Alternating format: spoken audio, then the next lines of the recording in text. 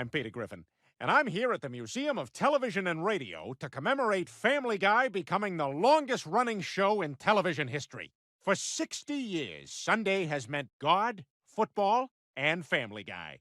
And later, to a lesser degree, The Simpsons. Premiering in 1952 as a recurring sketch in the popular Dow Chemical Follies, Family Guy has survived 19 cancellations, 2 assassination attempts, and a pretty good ribbon by those South Park guys. Well, tonight we take a look back at classic episodes from our first 3 decades. Oh, here come some tourists. I know, I'll sit here and pretend I'm a wax figure. Who is that? That's the fat idiot from the Family Guy. Ugh, I hate that show. Me too.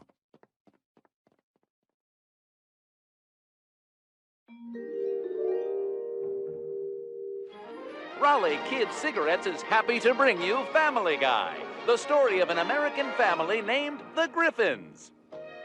This is Peter, breadwinner and head of household. Lois is the name of his wife. These are their children. This is Chris, the firstborn son. This is little Stewie. Oh boy, he's a handful. Meg. And introducing Doodles Weaver as Brian the dog. We don't trust just any cigarette for our children. Raleigh Kids is the only cigarette made for tiny hands. It's why it's the playground favorite, right, kids? And now, Raleigh Kids, also the makers of Kinder Coffee, invite you to watch Family Guy. Dad, I overheard the fellas talking.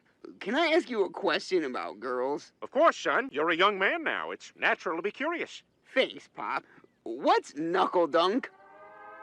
Oh, atomic test. Put on your glasses. Never mind what your friend said. If you want to have fun with your girl, try dancing.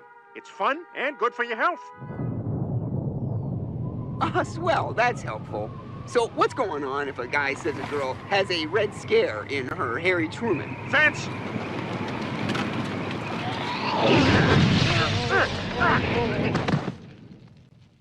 Oh, look, here comes the milkman.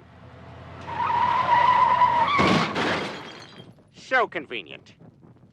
Good evening, everyone. I'm Tom Tucker, and this is the Radio 5 News. Our top story this evening, songsmith Elvis Presley will be appearing on the Ed Sullivan Show this Sunday night on that never-gonna-last fad called television. And now a word from our sponsor, Fred Trump Apartments. If you don't want to live with blacks, Fred Trump. Wow, Elvis Presley. Can we get a television set? Sorry, Chris. We don't got the money. I spent our entire savings building that stupid fallout shelter we never get to use. Why don't you just buy a TV for the weekend, watch Elvis, and then return it on Monday and say it doesn't work? Boy, even in the 50s, you're a scumdag. That's a great idea, boy. Hang on. Why don't I just get a job to help pay for it? What? No wife of mine is working. There's underpants in this house that need starching. I don't want to go to work in soft underpants like some Nancy boy. I want to go to work like this. Stiff as a plate. That's underpants.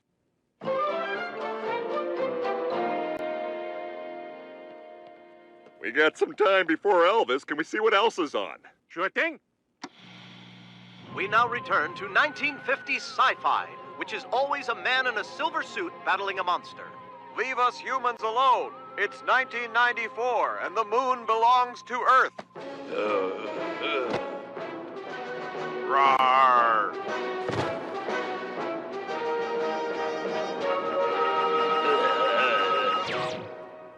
It's safe now. How's the soil, Professor Knockers? It's good. Good. Good. Good evening, I'm Tom Tucker, previously of Radio 5 News. Tonight, I bring you a special report. Women in the workplace, hilarious or disturbing?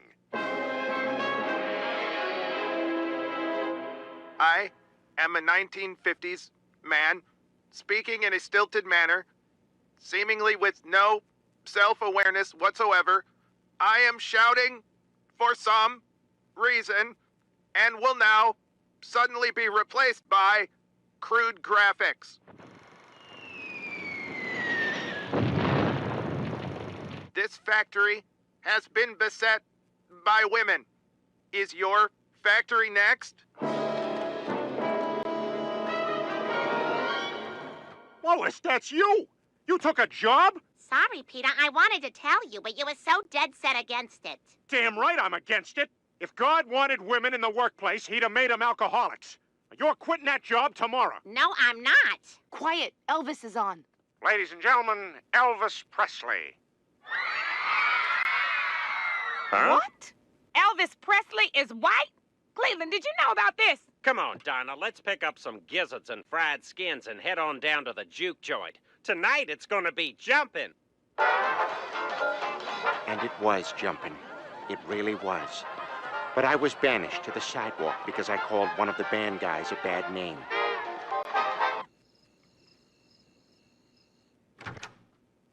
I thought you were bringing the TV back. I changed my mind. This TV is awesome. I've been watching it all day. You can keep your job so we can afford this thing. Oh, that's great news, Peter. You know, Lois, I had an idea. Instead of eating in another room and talking, what if we bring the food out here and never talk again? That's a great idea. Shh.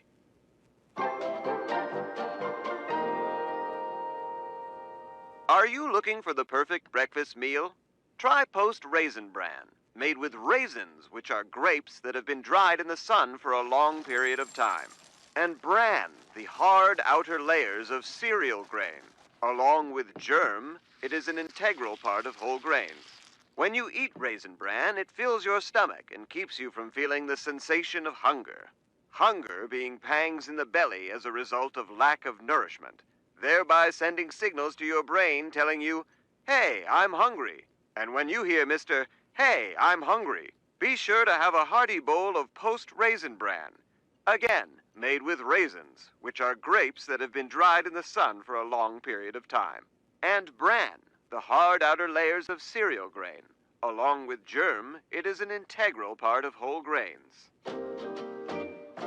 Post Raisin Bran, made with raisins, which are grapes that have been dried in the sun for a long period of time. And bran, the hard outer layers of cereal grain, along with germ, it is an integral part of whole grains. Post Raisin Bran. Boy, these commercials go by fast. You can barely absorb any of it.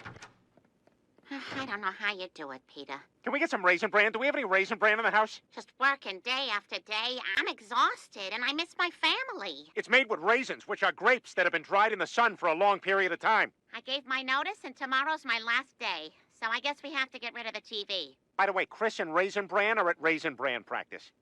Peter, I got a surprise for you. Raisin Bran? A television? We can't afford this. You quit your job. This is what we were making on the line. The only reason I wanted to work was to make this for you. Oh, Lois, you're the greatest. Ah! I guess this is why women shouldn't work. To the moon, Lois! To the moon? What does that mean? You know, to the moon. Okay, you're threatening to punch me so hard I'm gonna fly to the moon? Like it's funny to hit me so violently my body will fly out of the atmosphere. Well, it's not funny anymore. Good morning, family. I'll have my regular breakfast and the newspaper, please. Okay, here's your highball, a grapefruit, and a one weird serrated spoon. And Raisin Bran? Yes. But sorry, there's no newspaper. Chris quit his paper route. What? Aw, jobs are for bozos. Besides, I won't be around to work. Me and my pals are going to Woodstock to smoke dope. No, you are not. Chris Griffin, you are grounded. Oh, I hate you.